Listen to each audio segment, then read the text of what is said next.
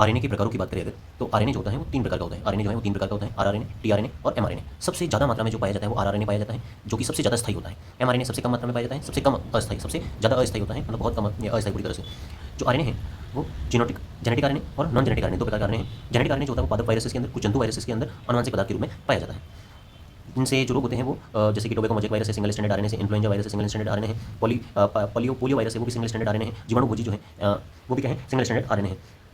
इसी तरह से नॉन जेनेटिक जो आरएनए होता है, नॉन जेनेटिक आरएनए वो जिनमें डीएनए अनुवांशिक पदार्थ होता है, लेकिन आरएनए उनमें नॉन जेनेटिक होता है। आरएनए का कार्य होता है प्रोटीन संश्लेषण करना। 3 प्रकार के होते हैं, एमआरएनए, आरआरएनए और टीआरएनए। एमआरएनए जो होता है वो सबसे ज़्यादा अस्थायी होता है, आरआरएनए सबसे ज़्यादा स्टेबल होता है, अघुलनशील होता है। आरआरएनए क्या होता है, अघुलनशील होता है, और टीआरएनए जो होता है वो विलेयशील होता है, सॉल्युबल होता है, विलेयशील होता है। जो एमआरएनए है वो संदेशवाहक आरएनए कहलाता है, दूत आरएनए कहलाता है, पूरक आरएनए कहलाता है, सबसे छोटा इसका जीवन काल होता है।